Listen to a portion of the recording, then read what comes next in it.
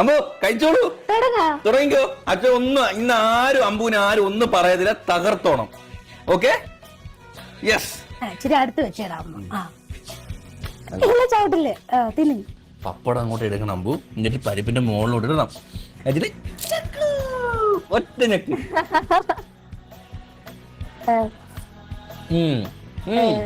വളത്തേക്ക് വളത്തേക്ക് വളത്തേക്ക് കുഞ്ഞാവേ. എന്ത് പറ്റി അനങ്ങാതിരിക്കുന്ന? സാധാരണ ഇങ്ങനല്ലേ കൈയിട്ട് മാന്തി എടുക്കുന്നയാണേ. അടിപൊളി പരിപ്പൊടി, സൂപ്പർ പരിപ്പ്. സീരിയസ്ലി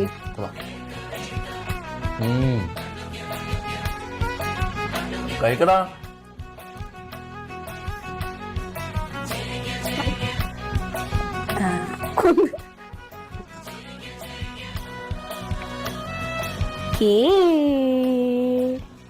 നീ അമ്മയുടെ വക അച്ഛൻ്റെ.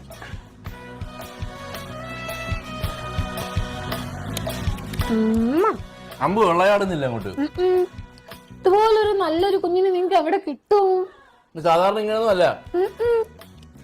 എന്താണ് മതിയാ ഞാൻ കൊടുത്താ മതി. തിന്നു മോനാ. ഞങ്ങക്ക് ദേഹത്തൊന്നും ആകുന്ന ഞങ്ങക്ക് ഇഷ്ടമല്ല. ഓരോ പിള്ളേർ ദേഹത്ത് ഞങ്ങൾ ആ ടൈപ്പ് അല്ല. ഞങ്ങള് വൃത്തിയുള്ള ടൈപ്പാ അല്ലേ അമ്പ. പാടാണ് ഗൈസ്. പിന്നെ ഇവനെ വെച്ചോണ്ട് ഇടയ്ക്ക് ഇവനെ ഉറക്കാൻ പോയി അവനെ കുളിപ്പിക്കണമായിരുന്നു. അവര് എന്റെ എവിടെ കുക്ക് ചെയ്യുമ്പോ എന്റെ വീട് കിടക്കൂല.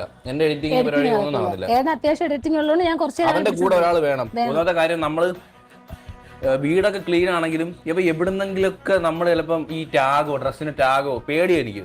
എത്ര വട്ടം ഞാൻ വാങ്ങിയെടുത്തിട്ടുണ്ടെന്ന് അറിയോ, എന്തെങ്കിലുമൊക്കെ എടുത്ത് വിഴുങ്ങിക്കളയും. അതുകൊണ്ട് ഞാൻ എവന്റെ അടുത്തൊന്നും ഞാൻ ചവയ്ക്കും. അപ്പോഴേ നോക്കുമ്പോ അപ്പോഴേ നമുക്ക് മനസ്സിലാവും. നമ്മള് കൈയിട്ടിങ് എടുക്കും. അതുകൊണ്ട് അവന്റെ കൂടെ വേണം, ഒരാൾ വേണം. അതുകൊണ്ട് ഇപ്പം ഗേറ്റ് നമ്മളെ ഡോറ് തുറന്ന വെളി ഇറങ്ങും, ഈ വാതിലിന് വെളിയിൽ പോകും. അതുകൊണ്ട് അവന്റെ കൂടെ എപ്പോഴും വേണം. പിന്നെ സ്റ്റെയർ കയറും, പേടിയാ.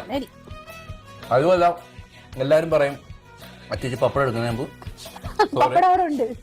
എല്ലാരും പറയേ ഒരു വയസ്സ് അടുപ്പിച്ച് എന്തെങ്കിലും അപകടം പറ്റുമെന്നൊക്കെ മുറിയും ശ്രദ്ധിക്കണമെന്ന്. ഒന്നി പനി വരും, അല്ലെങ്കിൽ അവിടെ ഇവിടെയൊക്കെ മുറിയും ചോര വരും, അങ്ങനെയൊക്കെ ഉണ്ട്. അതുകൊണ്ട് നമ്മൾ എക്സ്ട്രാ ഒരു കെയർ കൊടുത്തോണ്ട് നമ്മൾ അതുകൊണ്ട് ഇന്നത്തെ പരിപ്പിലും ഇതിലൊക്കെ ഒതുക്കിയത്.